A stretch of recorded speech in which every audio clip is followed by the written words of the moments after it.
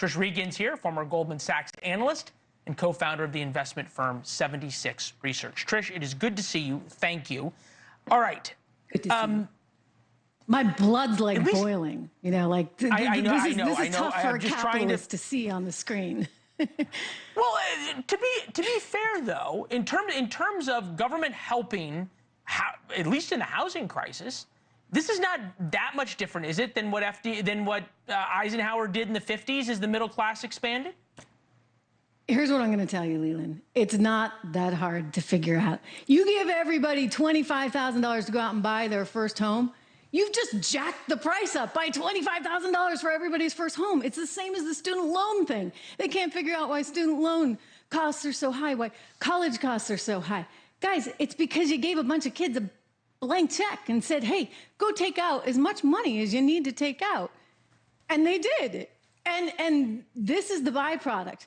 So you want more housing inflation, you put in rent control, you give everybody $25,000. Gosh, it sounds good, right? This is like straight out of the Latin American playbook. I can think of a country, Venezuela, who offered things like this. This is Chavez-style stuff. And I don't mean to be alarmist, but when you're talking about her, she's got another plan. She's going to cap grocery prices. She thinks that the grocery stores are gouging everyone. My colleague over at 76 Research and I, we were looking at some of these bigger retailers and these grocery chains and the consumer staple companies. And the reality is, guess what? They're paying more for everything as well. And they can't pass as many of those costs on as they would like. So their profitability margins suffer. I mean, it's not rocket science, but the woman does not understand economics, period. Understands perhaps what people are looking for right now is a little bit of some kind of hope and not doom and gloom. 46% of Americans consider themselves to be broke. 66% living paycheck to paycheck. Latest polling from New York Times Siena College.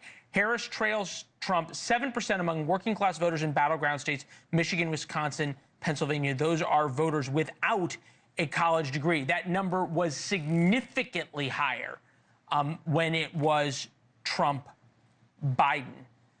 For Donald Trump. There is something about what Kamala Harris is talking about in the economy that resonates. What is it? Populism.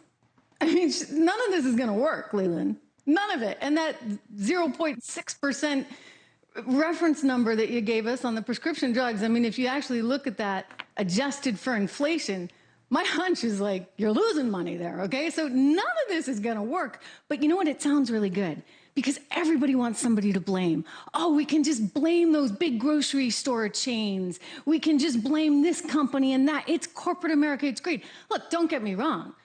Capitalism is not perfect. And there are definitely ways that we can improve things.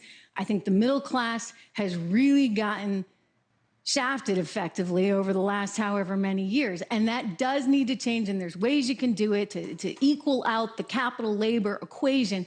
But, Leland, you don't just say, well, we're going to ditch capitalism. We're going to put in rent controls. You know, you can't. Look, that didn't turn out so well for New York City. That's why you have huge, huge rent costs in New York City. I mean, they're still living down some of these things. Thomas Sowell has written, The Economist, quite a bit on that. Look, the reality is this. You can't reinvent. You just can't reinvent this. I mean, there's a reason why America is America. And I'd love to see somebody with a sense of how a business works, with a sense of how capitalism works, putting in the right things to just unleash what we know how to do already, and that's to succeed. Thanks for watching. Go to joinnn.com to find NewsNation on your television provider.